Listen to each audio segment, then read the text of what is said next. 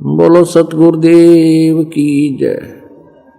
बंदी छोड़ कबीर परमेश्वर जी की जय। बंदी छोड़ गरीबदास जी महाराज जी की जय। स्वामी रामदेवानंद जी गुरु महाराज जी की जय।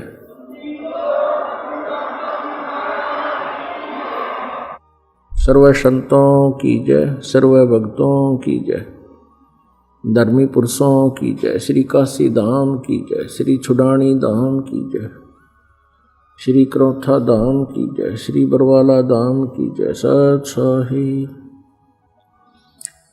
गरीब नमो नमो सतपुरुष को नमस्कार गुरु की नहीं। सुर नर मुनि जन साधुआ संतों सर्वस दी नहीं।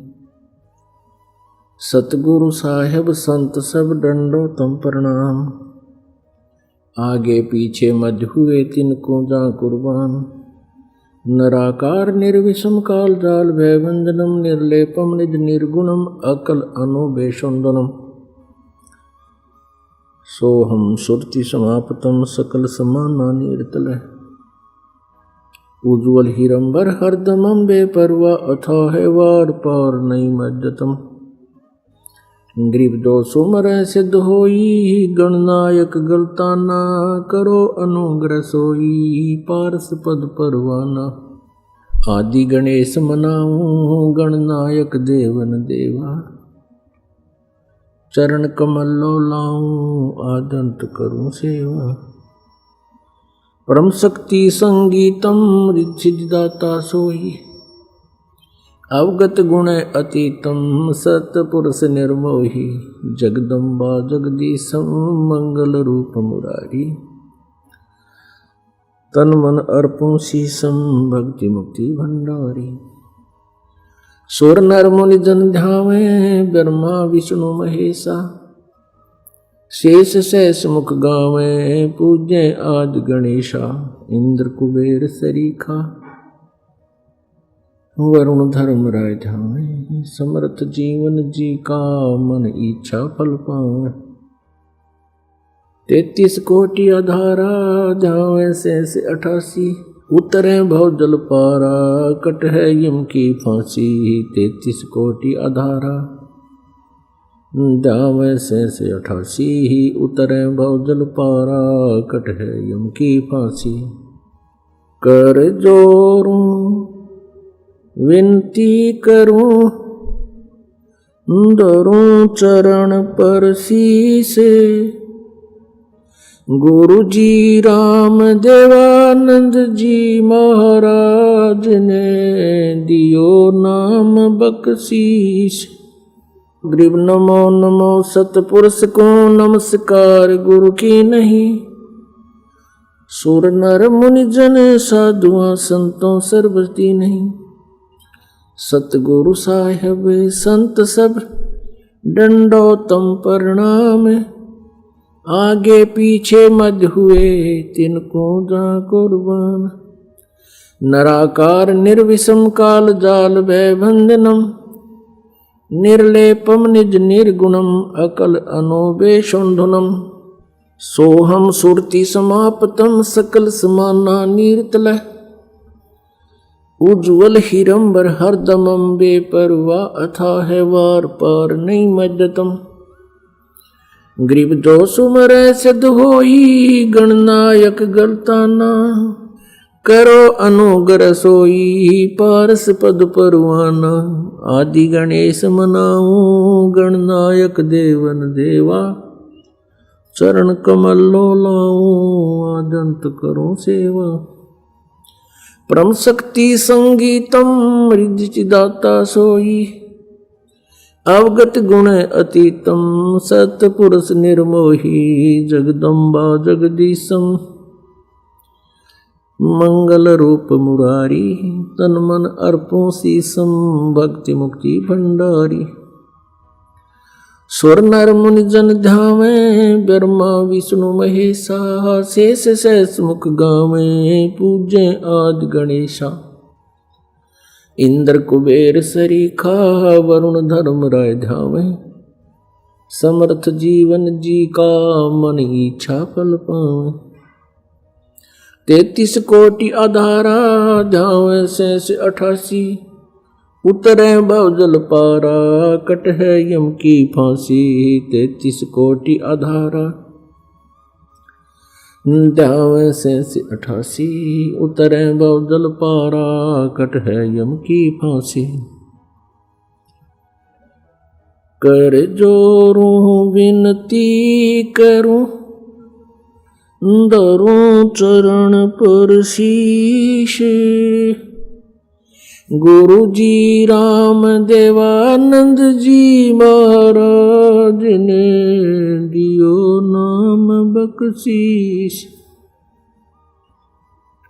कोटि कोटि सिजदा करूं कोटि कोटि प्रणाम।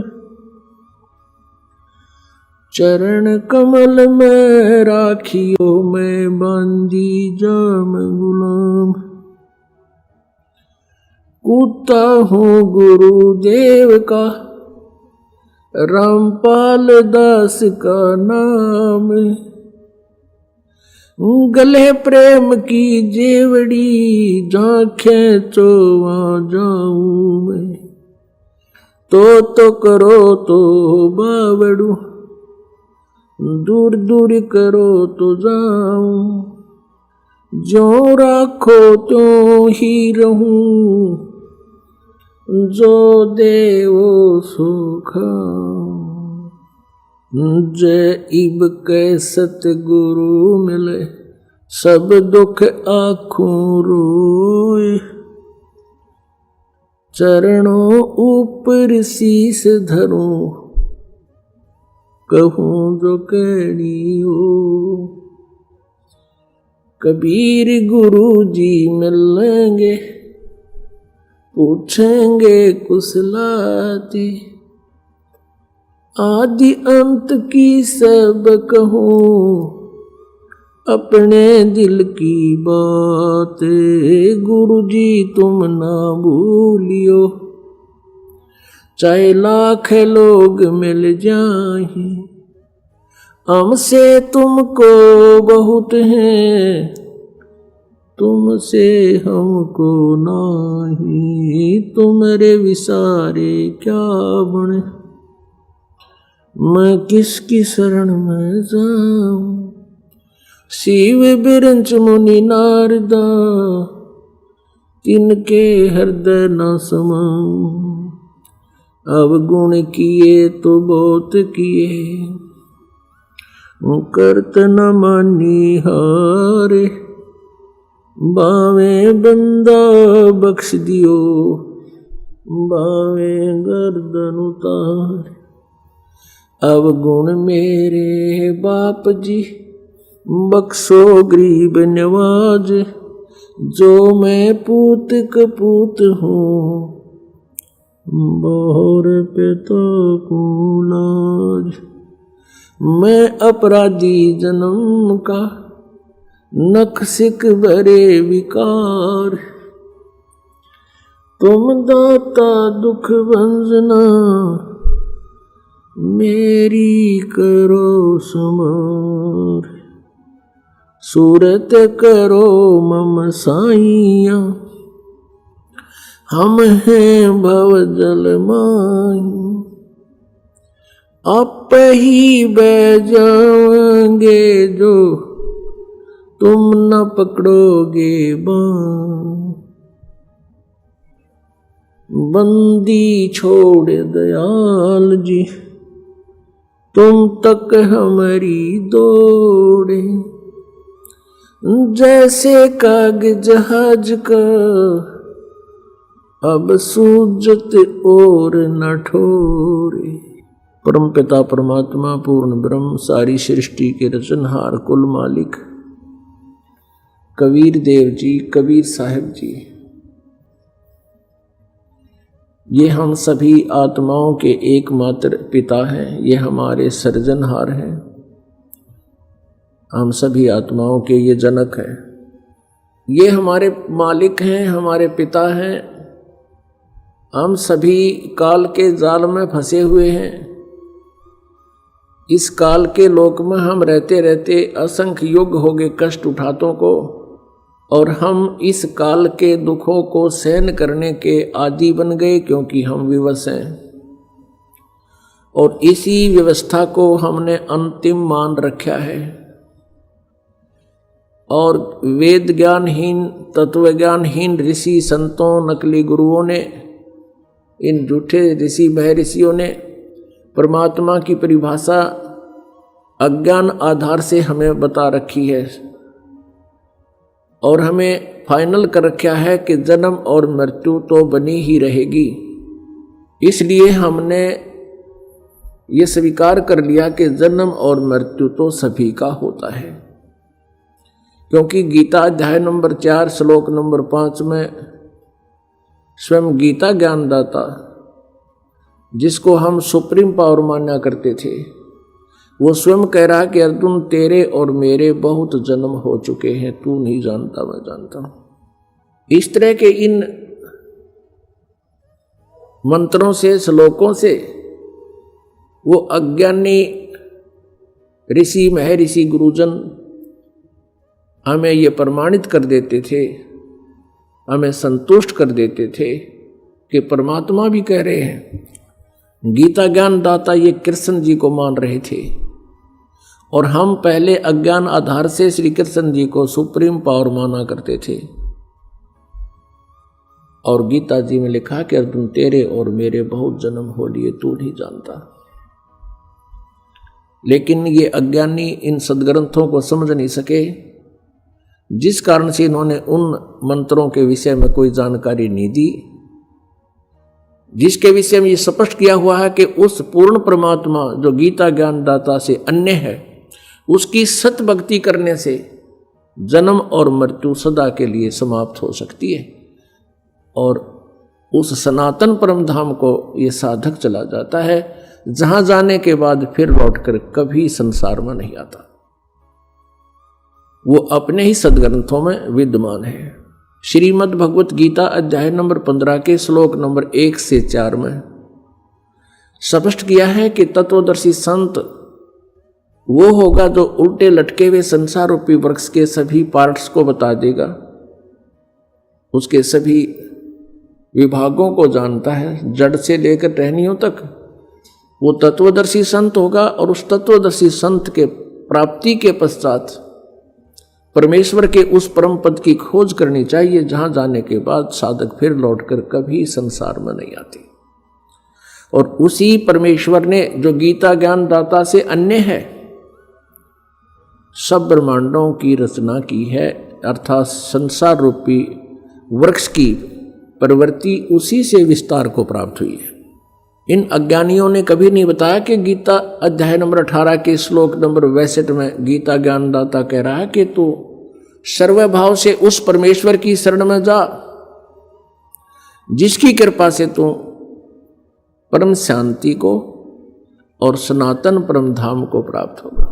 पुण्यात्माओं, उसी रहस्य को बताने के लिए परमात्मा परमेश्वर पूर्ण ब्रह्म, जिनका वास्तविक नाम कबीर देव है, कबीर देव, हम उसको कबीर साहब कहते हैं, कबीर परमेश्वर कहते हैं,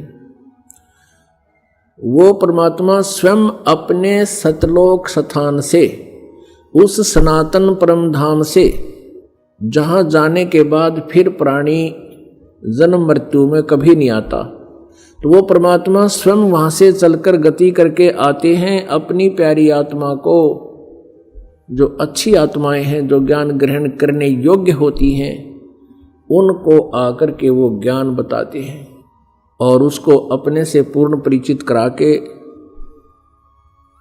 फिर उस तत्व ज्ञान के प्रचार के लिए उसको पुनः उसी बॉडी में, शरीर में भेज देते हैं। जैसे आदरणीय गरीबदास साहिब जी को जब वो 10 वर्ष के थे,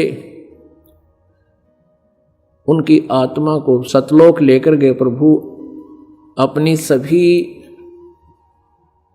समर्थता से अवगत कराया, ब्रह्मा जी, विष्णु जी, शिव जी आदि की स्थिति से परिचित कराया, पूरे ब्रह्मांडों की रचना के विषय में जानकारी दी और फिर उनको वापस शरीर में भेज दिया था, क्योंकि उधर से कुल के लोगों ने उस बच्चे को मृत जानकर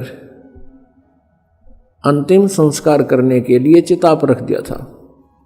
फिर वापस परमात्मा ने उस आत्मा को पूर्ण परिचित करा करके वापस भेज दिया, शरीर में प्रवेश कर दिया, फिर वो बच्चा जीवित हो गया। तो आज का जो समागम है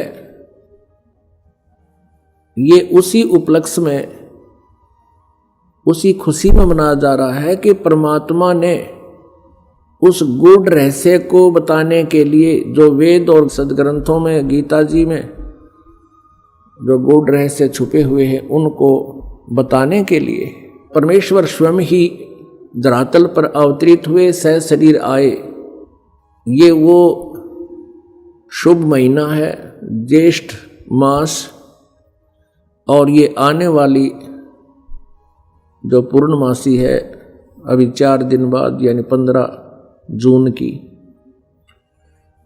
ये वो शुभ दिन है कि वो परमेश्वर कलयुग में सतलोक से चलकर, सनातन परमधाम से चलकर गति करके सह शरीर आए और भारतवर्ष की पवित्र भूमि काशी शहर में एक लहर तारा नामक तालाब में विकसित कमल के फूल पर वो पूर्ण परमात्मा एक नवजात शिशु रूप धारण करके विराजमान हुए। ब्रह्म मुहूर्त, सूर्य उदय होने से लगभग 1.5 घंटा पूर्व के समय को ब्रह्म मुहूर्त कहते हैं।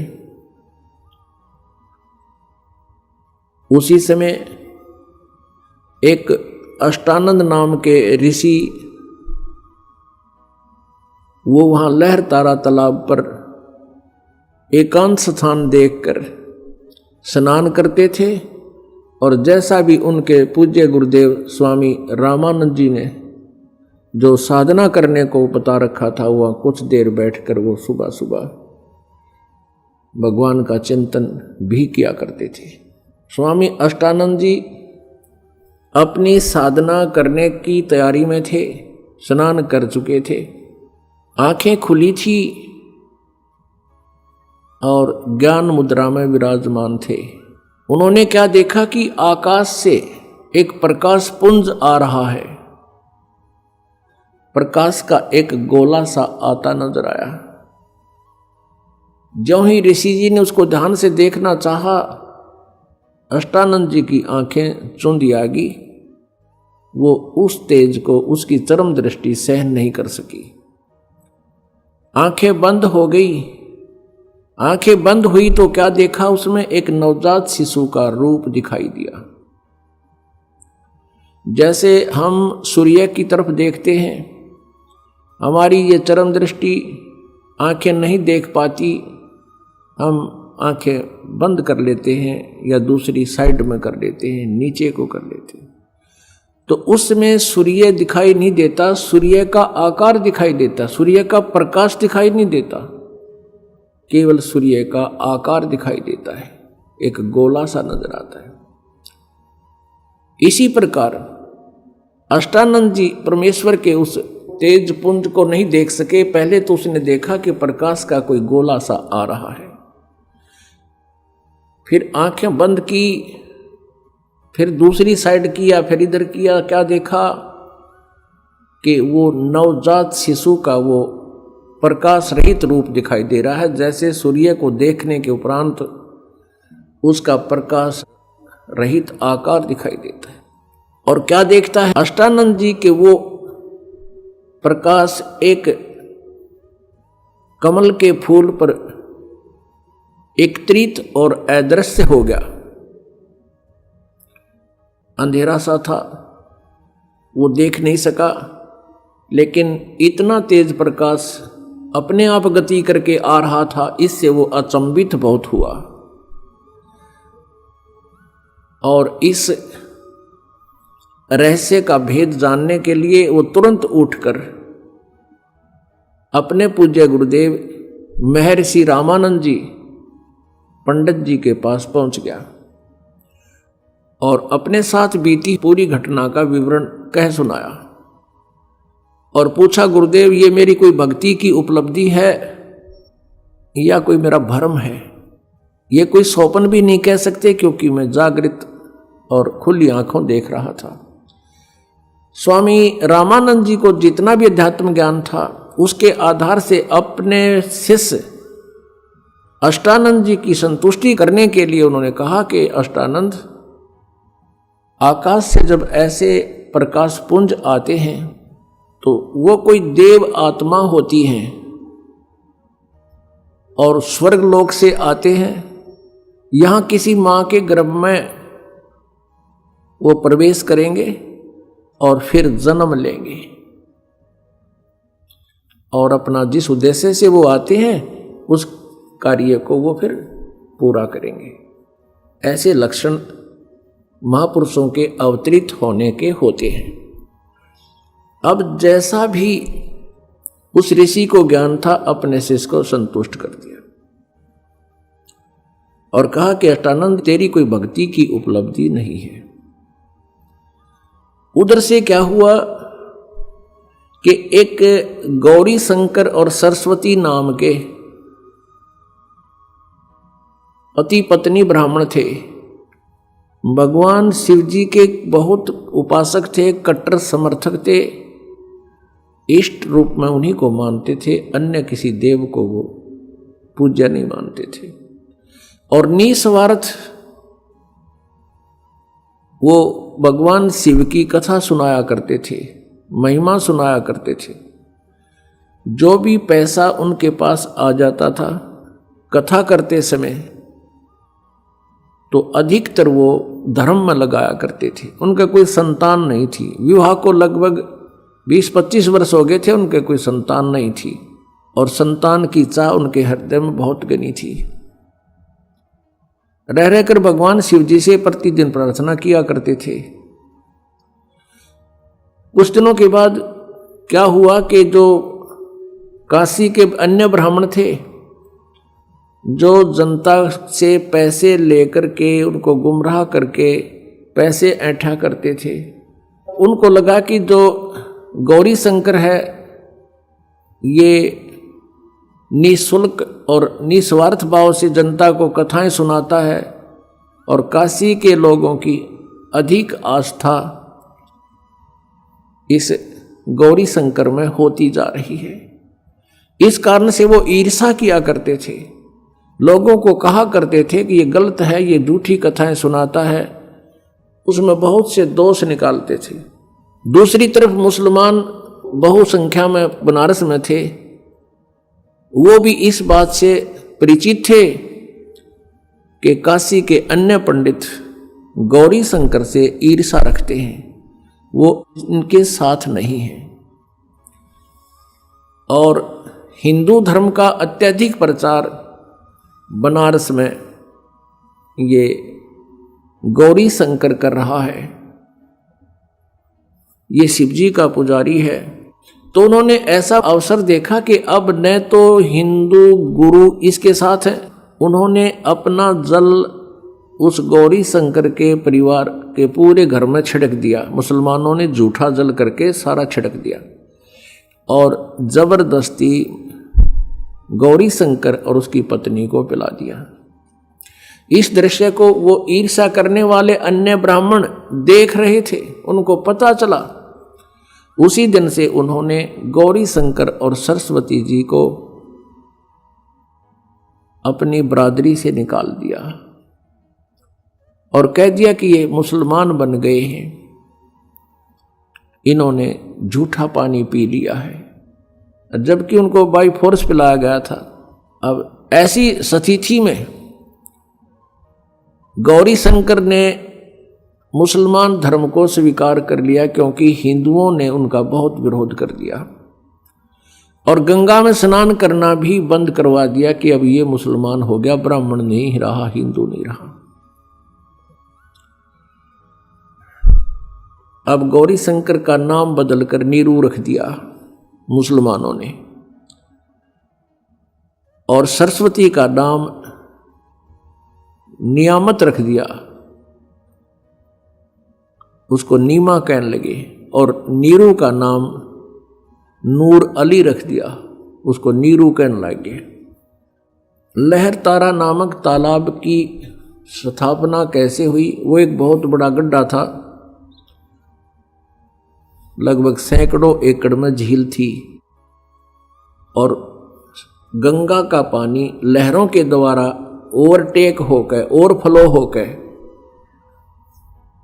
जैसे पशु घाट बने हुए थे उनसे उछलकर वर्षा के दिनों में जब फुल स्वयं पर गंगा चलाकर बहती थी तो पानी ओवरफ्लो होकर के लहरों के द्वारा रिस रिस के ऊपर के उछल के एक बहुत बड़े सरोवर का रूप धारण किए हुए था। उसका जल गंगा के तुल्य ही निर्मल था। लंबी चौड़ी झील थी, झील तो नहीं कह सकते, लंबा चौड़ा सरोवर था, वो तालाब था। और अष्टानंद जी भी वहाँ एकांत स्थान पा करके स्नान किया करते थे उसी स्वच्छ जल में। उधर से नीरू नीमा पहले ब्राह्मण थे, प्रतिदिन गंगा पर स्नान करने जाते थे। गंगा में स्नान करना ब्राह्मणों ने उनको प्रतिबंध लगा दिया, मना कर दिया। तो वो भी उसी लहर तारा नामक तालाब पर स्नान करने के लिए प्रतिदिन जाया करते थे। उस दिन भी जिस दिन परमात्मा उनको मिले, वो प्रतिदिन की तरह सुबह उठकर, गर्मियों का मौसम, सुबह वक्त से उठकर चल पड़ते थे। जहाँ वो रहते थे उनकी जुलाहा कॉलोनी से लगभग 4-5 किलोमीटर की दूरी पर वो लहर तारा तालाब था। प्रतिदिन वो सैर भी हो जाती थी, स्नान दोनों पति पत्नी वहाँ करके आते थे।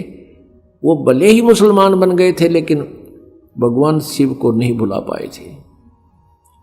अंदर से वो फिर भी पुकार उसी अपने इष्ट को ही सुनाते थे। उस दिन नीमा रोती हुई कह रही है, हे भगवान शिव जी, आप परम शक्ति हैं, आप देवों के देव हैं, महादेव हैं। मुझ दासी को भी एक खिलौना दे देते, आपके दरबार में भरे भंडार हैं। मुझे भी एक पुत्र दे देते, मेरा भी संसार में हिस्सा हो जाता। और दुनिया मेरे ऊपर कटाक्ष कर रही है, ना जाने क्या क्या कहकर हमें चिढ़ा रही है। ये परमात्मा, आपकी दासी का जीवन सफल हो जाता। उधर से न्यू कहकर वो बहुत जोर जोर से रोने लगी, बहुत हिचकी बंध गई। उधर से नीरू कहता है, नीमा, यदि हमारे भाग्य में होता तो भगवान शिव अवश्य दे देते। आयु हमारी 60 के आसपास पहुंच चुकी है, वृद्धावस्था ने दस्तक दे दिए हैं और हम अभी भी उसकी तरफ चाह कर रहे हैं। आप ऐसे रोती रहोगी, आपकी आंखें खराब हो जाएंगी। बुढ़ापे में कोई उंगली पकड़ने वाला सहारा हमारा है नहीं, पुत्र भाग्य में है नहीं, तेरी आंखें और नष्ट हो जाएंगी, तू अंधी हो जाएगी। सब्र कर, भगवान ने जो किया वो ठीक किया है। ऐसे सांत्वना देते हुए और नीमा हिचकी बंधी हुई, रोती हुई, आंसू पोंछती हुई वह पहुंच जाती है लहर तारा नामक तालाब पर, जहां वो प्रतिदिन स्नान किया करते थे। पहले नीमा ने स्नान किया, थोड़ा अंधेरा रहते हैं। नीरू बाहर बैठा था किनारे पर, ऊपर पाल पर। जब नीमा स्नान करके बाहर आ गई, नीरू स्नान के लिए लहर तारा तालाब में प्रवेश कर गया और ऐसे पानी से मल मल कर नहाने लगा, गोते लगा लगा कर स्नान करने लगा। जो वस्त्र पहन के स्नान किया था नीमा ने, कपड़े चेंज करके वो लहर तारा तालाब में पुनः किनारे पर पहुंची उस वस्त्र को धोने के लिए। उसी समय रोशनी हो गई थी, सुबह का उजियाला शीघ्र हो जाता है। थोड़ा सा अंधेरा छटा था, सामने एक कमल के फूल के ऊपर कोई वस्तु हिलती नजर आई नीमा को। नीरू तो नहाने में व्यस्त था, मस्त था। अब नीमा को पहले तो जब देखा कि लगता है कोई सर्प फन उठा रहा है, क्योंकि परमेश्वर ने, कबीर देव जी ने एक पैर का अंगूठा मुख में दे रखा था और एक को हिला रहे थे, जैसे बच्चा लीला करता है। अब नीमा ने ध्यान से देखा तो उस पर क्या देखा कि वो तो बालक है, वो नवजात शिशु है। अब वो जोर से चिल्लाई, अपने पति से कहा कि देखियो जी, कमल के फूल पर बालक है, कमल के फूल पर बालक है। अब नीरू ने सोचा या तो कति मेंटल होगी या पागल हो चुकी है लगता है इसके।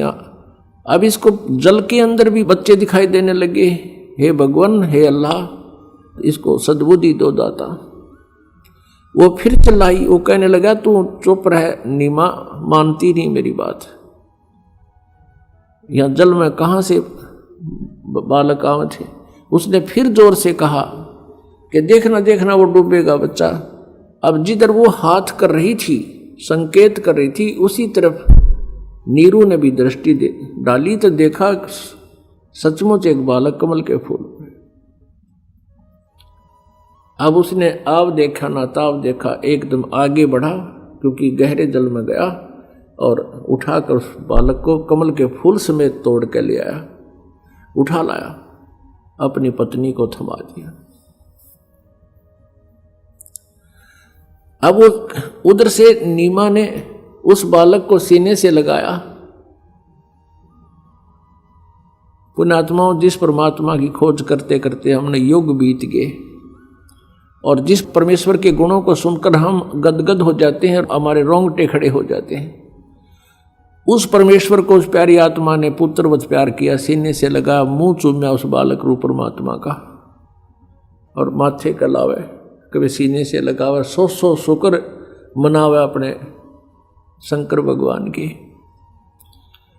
अब जो सुख उस माई ने होया होगा उस भगवान के टच करने से, स्पर्श करने से, उसका अंदाजा नहीं लगाया जा सकता। हम उनके नाम से इतने गदगद हो जाते हैं, उस मालिक का गुणगान सुनकर ही हमारे रोंगटे खड़े हो जाते हैं। उस माई ने जिस परमात्मा की चाह है, सर्व सृष्टि रचनहार है, और उस मालिक को सीने से लगाया, उसको कितनी खुशी और कितना उसके शरीर के अंदर रोमांच हुआ होगा।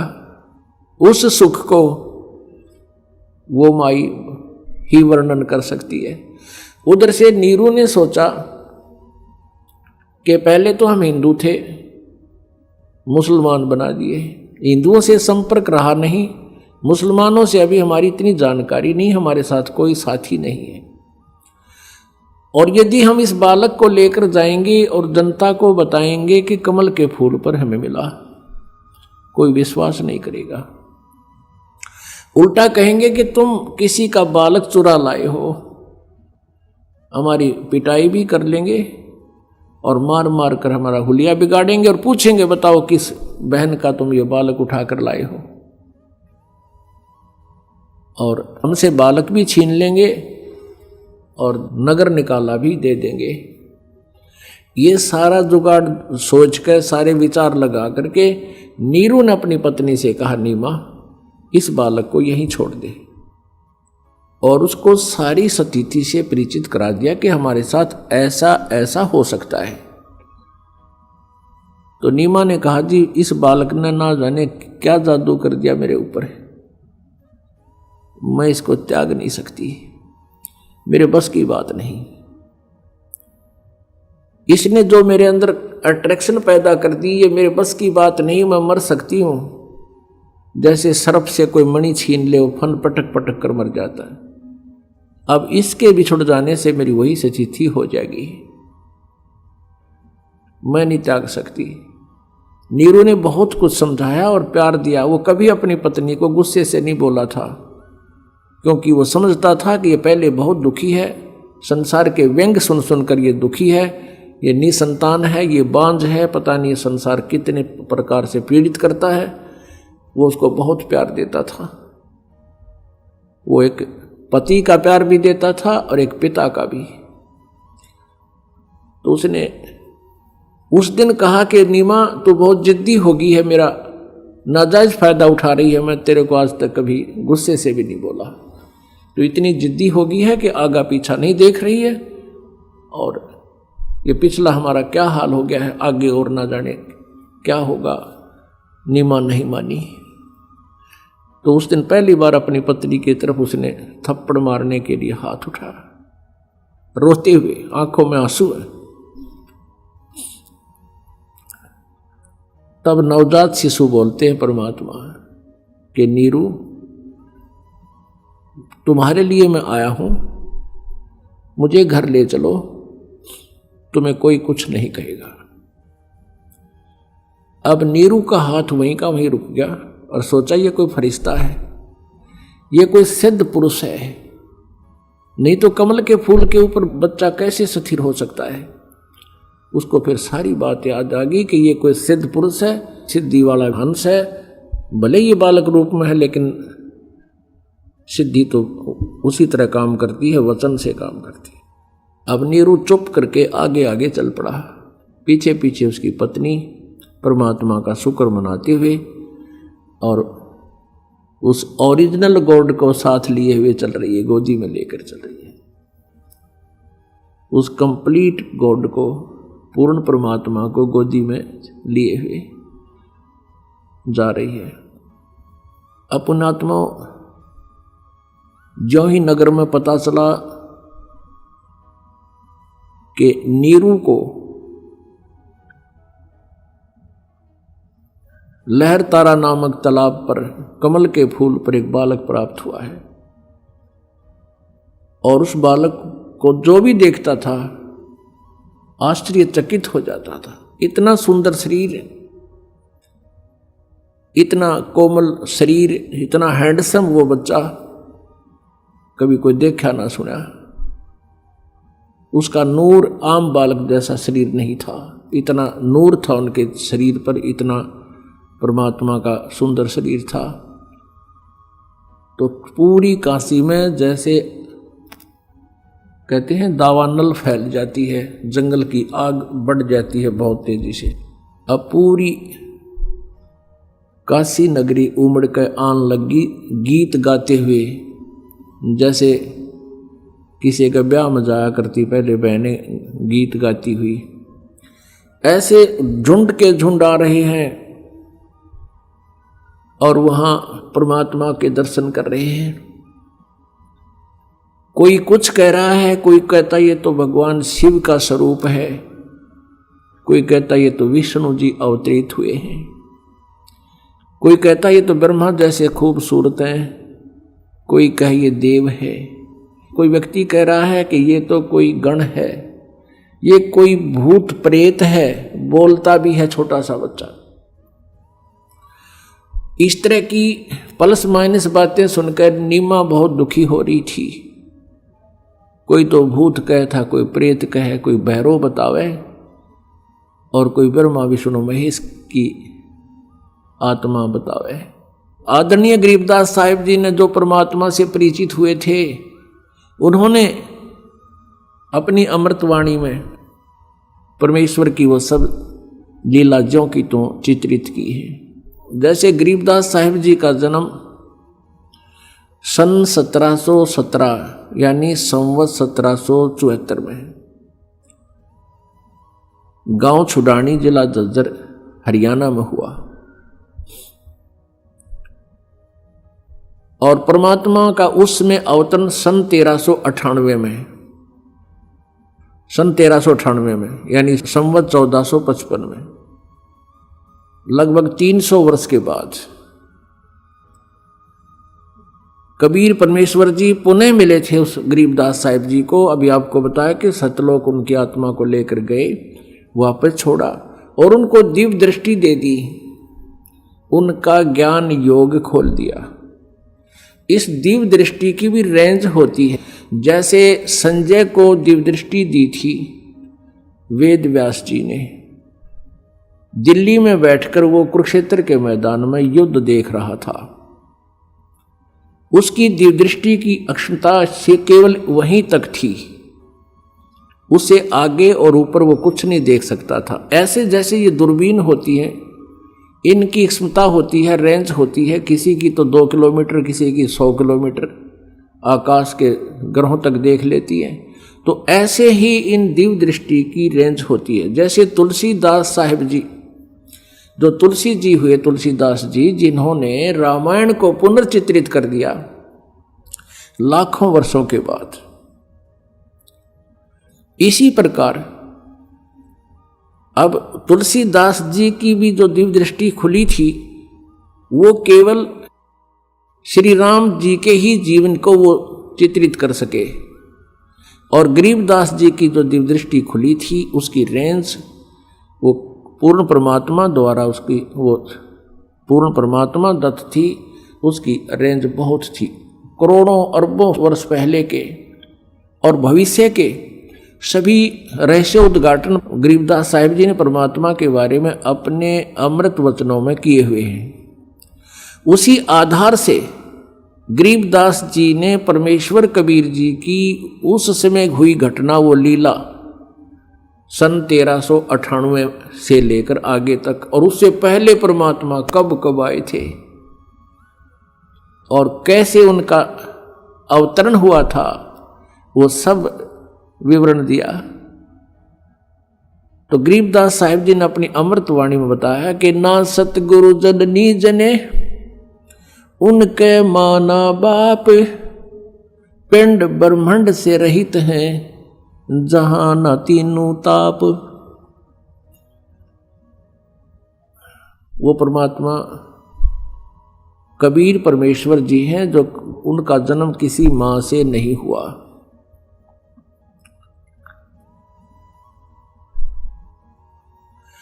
गरीबदास साहिब जी ने फिर परमात्मा की समर्थता बताई है। अनंत कोट ब्रह्मांडे का एक रति नहीं भारे, ये सतगुरु पुरुष कबीरे हैं कुल के सृजनहारे।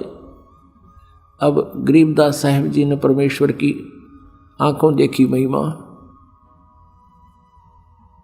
बोला, लिपिबद्ध करवाया। अब उन्होंने परमात्मा के अवतरण की बहुत ही अच्छी अमृतवाणी यानी बहुत प्यारी वाणी बोली है, वो आपको सुनाते हैं। 84 बंधन कटे किन्नी कल्प कबीर, भवन चतुर्दश लोक सब ये टूटे जम जंजीर। गरीब अनंत कोट ब्रह्मांडे में बंदी छोड़ कहाए, सो तो एक कबीर हैं जननी जने नमाए। शब्द स्वरूप साहेब धनी शब्द सेंद सब माही, बाहर भीतर रम रहे जहां तहां सब ठाही। यानी उसी परमात्मा की अदृश्य शक्ति सभी के अंदर विद्यमान है और वो परमात्मा साकार है। गरीब जल थल पृथ्वी गगन में वो बाहर भीतर एक, पूर्ण ब्रह्म कबीर हैं अवगत पुरुष अलेख।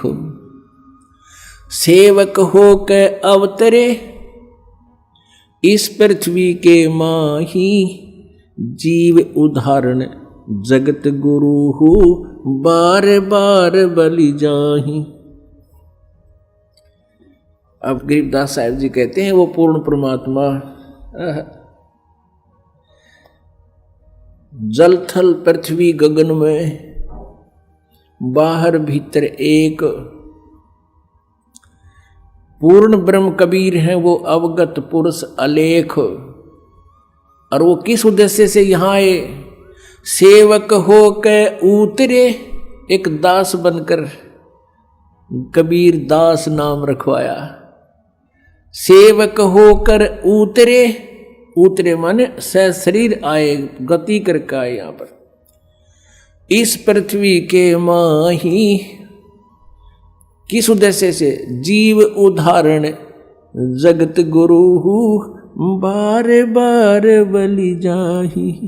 गरीबदास जी कहते हैं हम जीवों का उद्धार करने के लिए वो परमात्मा सशरीर अवतरित हुए, और कहते हैं जीव उदाहरण के लिए वो जगत गुरु सारी पृथ्वी को ज्ञान देने के उद्देश्य से सबका गुरु बनकर, और कहते हैं उसको बार बार बलिहारी जाऊं उस परमात्मा पर जिसने ऐसी दया करी हम काल के जाल में फंसे हुए प्राणियों पर।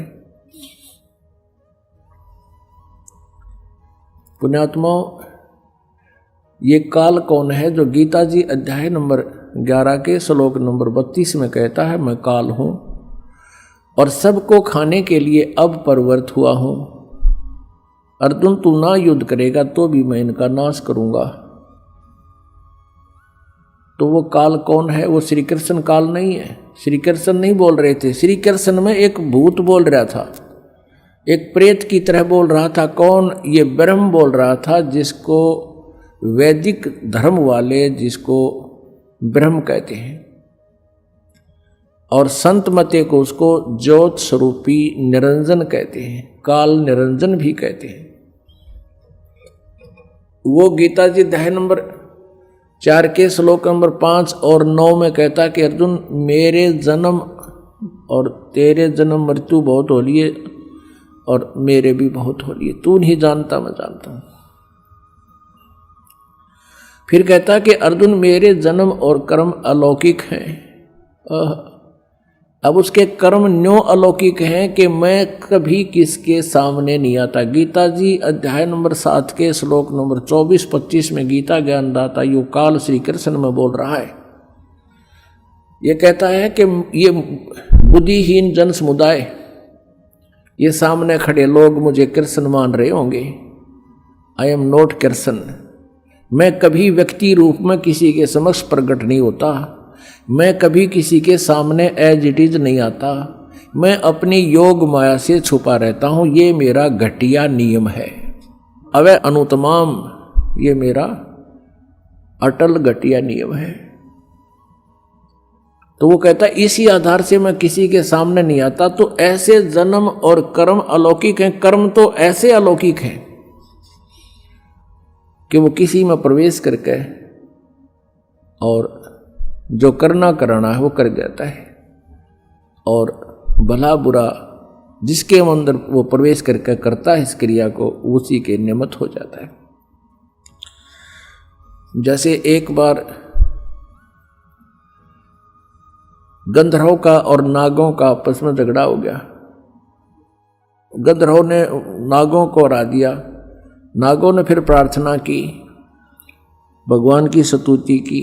यो काल विष्णु रूप में प्रकट हो गया और कहा कि तुम, एक राजा ससाद है, उसको लड़ने के लिए तैयार करो। उसके शरीर में प्रवेश करके मैं भूत की तरह जाकर इन सब न मार दूंगा, गंधर्वों का नाश कर दूंगा। ऐसा ही कर दिया। ऐसे ही एक बार राक्षस और देवताओं के आपस में झगड़ा हुआ। उस समय देवताओं राक्षसों से हार गए, ये विष्णु पुराण में लिखा है।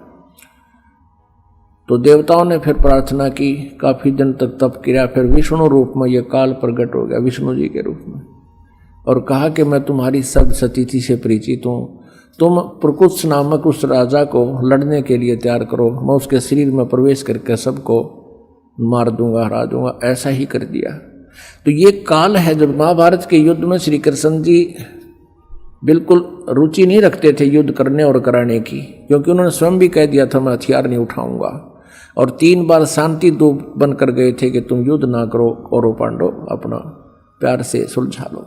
जब नहीं मानने थे, जब कह दिया था कि मैं युद्ध भी नहीं करूंगा, हथियार भी नहीं उठाऊंगा, एक तरफ मेरी सेना होगी, एक तरफ मैं होऊंगा। और फिर महाभारत का युद्ध नहीं टला, स्टार्ट होने वाला था। उसी समय अर्जुन मना कर देता है कि मैं युद्ध नहीं करूंगा, और काल को पता था कि श्री कृष्ण जी भी कह देगा ठीक है चलो वापस, कुछ नहीं बिगड़ा अभी तक।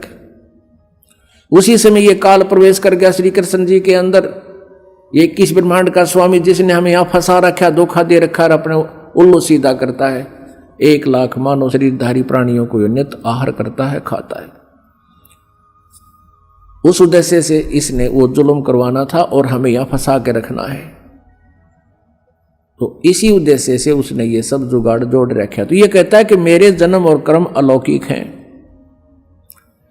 तो ऐसे वो कहता है 11वें अध्याय के 32वें श्लोक में कि मैं काल हूं। अर्जुन कहता है 11वें अध्याय के 21वें श्लोक में कि भगवान आप तो देवताओं को भी खा रहे हो, ऋषि महर्षियों भी आपसे कांप रहे हैं, हाथ जोड़ रहे हैं, मंगल हो मंगल हो, मंगल कामना कर रहे हैं, हमें बख्श दो बख्श दो। और ये देवताओं का झुंड का झुंड आपके मुख में समा रहा है। तब 11वें अध्याय के 32वें श्लोक में कहता अर्जुन, मैं तो काल हूं और सब न खाऊंगा। तो पुण्यात्मा, हम इस काल के जाल में फंसे हुए हैं, इसने हमें मिसगाइड किया हुआ है।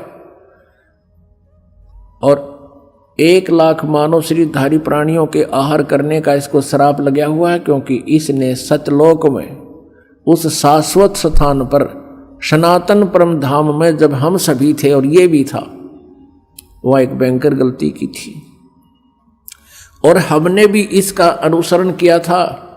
और हम भी अपने पूर्ण परमात्मा से विमुख होकर हम पतिव्रता पद से गिर के हम अपने उस मालिक से हृदय हटाकर इस काल में लगा बैठे और इसके साथ हम यहाँ आ गए। इसने 3 बार तप करके ये अपना सारा डमडमा उस पूर्ण परमात्मा कबीर देव से ही प्राप्त किया हुआ है। जब तक हमारे पुण्य रहे, सतयुग में, प्रथम सतयुग में हमें स्वर्ग में रखा, महास्वर्ग बना दिया, वहां नकली सतलोक अलखलोक वो डुप्लीकेट बना दिए, वहां रखा। जिसके पुण्य क्षीण होते रहे या किसी ने वहां कोई गड़बड़ कर दी, शरारत कर दी, उनको पृथ्वी पर पटकता रहा। इस पृथ्वी पर जैसे पहले हिंदुस्तान के अंदर कोई स्त्री या पुरुष कोई ऐसा अनैतिक कार्य कर देते थे जो समाज में निंदनीय होता था, उन दोनों को या एक जो जैसा भी करता था उनको काला पानी छोड़ाया करते थे। काला पानी है इंडोमान निकोबार, एक द्वीप है, समुद्र के बीच में, चारों तरफ समुद्र है, बीच में वो टापू है, वहाँ छोड़ाया करते थे कि ये वापस यहाँ आएंगे नहीं और यहाँ सबको खराब करेंगे नहीं, ये सजा देते थे। फिर वहाँ धीरे धीरे हजारों की संख्या में स्त्री पुरुष हो गए। उन्होंने फिर अपने नए सिरे से वहाँ अपना जुगाड़ जोड़ा, आप पर कोई ढूंढ बनाए, आप पर उन्होंने वहाँ तो फिर शुरू में तो एक ऐसा था जैसे जंगली राज होया करे, सब आपस में दुराचार करने लगे, उनसे संतान होने लगी और फिर वहाँ धीरे धीरे उन्होंने अपना नियम ठीक सा कर लिया। यही स्थिति यहाँ है। हम सतलोक में रहते थे, वहाँ भी ऐसा ही शरीर था, लेकिन वो शरीर उस मटेरियल का बना हुआ था, उस पदार्थ का बना हुआ था जो कभी नाश नहीं होता, उसमें वृद्ध अवस्था नहीं आती। और उस सतलोक में जहाँ हम रहते थे वहाँ किसी चीज़ का अभाव नहीं है। सदाबहार वृक्ष हैं, सदाबहार ये पेड़ पौधे बेल लताएं हैं, वहाँ काजू किस्म सेब संतरे ये सब प्रकार के फल और मेवा, दूधों की नदी, वहाँ का जल अमृत है, कभी खराब नहीं होता। उसी का एक एग्जाम्पल है, एक सैंपल है ये गंगा का जल। गंगा जो दरिया है ये सतलोक से आया हुआ जल है। सतलोक से चलकर ये विष्णु के धाम में, विष्णु के धाम से फिर शिव के धाम में, और शिव के धाम में सबसे ऊपर एक जटा कुंडली डैम बना हुआ है, जटा कुंडली सरोवर है। वो वहाँ से सब सतलोक से गंगा आ रही थी, उसको जटा कुंडली डैम को भरने में 6 महीने लगे थे। 6 महीने के बाद फिर वो ओवरफ्लो होकर चल रही है आज तक। वहाँ से वो जल गिरता है, ऐसे गुप्त रूप से आता है, हिमालय में उस गोमुख के पास एक बर्फ रूप में जम जाता है और वहाँ से फिर जल प्रवाह बन करके वो वही अमृत बह रहा है दरिया रूप में, जिसको गंगा दरिया कहते हैं। तो ऐसा जल, ऐसा वहाँ दूधों की नदियाँ सतलोक के अंदर है जो कभी खराब नहीं होते। गंगा के जल को रख दो आप 20 वर्ष 100 वर्ष किसी बोतल में डाल के, वो खराब नहीं होता। तो ये एक एग्जाम्पल दिया परमात्मा ने कि इस कलयुग के पिछली पीढ़ी में हमारी महिमा को समझाने के लिए एक ये बहुत ही जो है ना एक प्रमाण का काम करेंगे। ऐसा लोक है, ऐसा स्थान है, वहाँ पर ऐसा आहार है, ऐसा जल है। तो हम वहाँ रहा करते थे, हमने अपने पैर पे कुहाड़ा मारा, इसके साथ आगे अब हम रो रहे हैं। इसने हमें इतना अज्ञानी बना दिया, हम अपने भगवान को पहचान नहीं पा रहे हैं। अपने नकली दूत बनाकर यहां नीचे भेज दिए और उनके द्वारा स्वयं ही उनमें प्रवेश करके या अपने रिमोट से गलत ज्ञान प्रवेश करके उनसे परमात्मा की परिभाषा बदलवा दी इस काल भगवान ने। और सभी परमात्मा को निराकार बताते हैं। तो निराकार बताने वालों ने जो साधनाएं की, उस साधना से प्रभु प्राप्ति हुई नहीं, उन्होंने भी सेकंड कर दिया, समर्थन कर दिया, हजारों वर्ष समाधि लगा करके कि परमात्मा निराकार है। वेद और गीता जी पुराण बताते हैं वो परमात्मा साकार है, नर आकार है, मनुष्य सदृश है। उन वेदों और गीता को सत्य मानने वाले ऋषि महर्षि भी नहीं समझ सके, क्योंकि उन्होंने लोक वेद आकाशवाणी से, अंदर की प्रेरणा से, अपने हठ योग से की गई साधना से काल ने उनसे यही निर्णय निकलवा दिया कि गॉड इज फॉर्मलेस, परमात्मा निराकार है।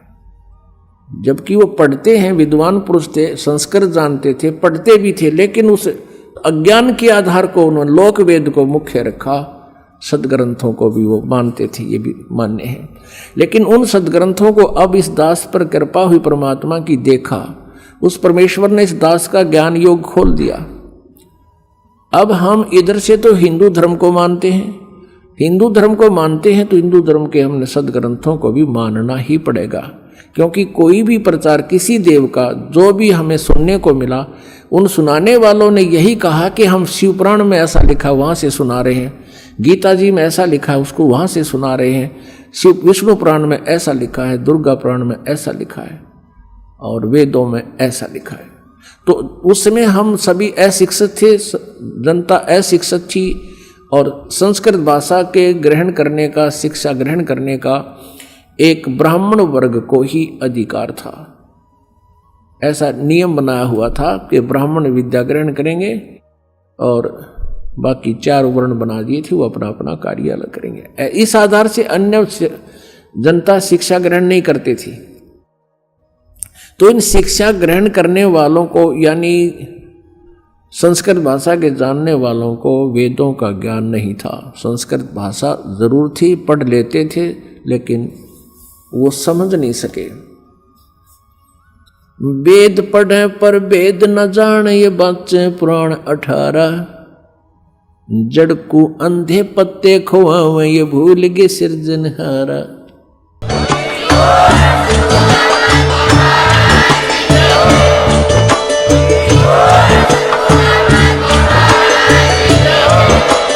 आप सुन रहे थे जगत गुरु तत्वदर्शी संत रामपाल जी महाराज जी के मंगल प्रवचन। अधिक जानकारी के लिए विजिट कीजिए हमारी वेबसाइट www.jagatgururampalji.org। संत रामपाल जी महाराज जी के शुभ आशीर्वाद से पूरे विश्व भर में 500 से भी ज्यादा नाम दीक्षा केंद्र हैं, जिन पर संत रामपाल जी महाराज जी द्वारा ऑनलाइन निःशुल्क नाम दीक्षा दी जा रही है। अपने नजदीकी नाम दीक्षा केंद्र का पता करने के लिए संपर्क करें 8222880541।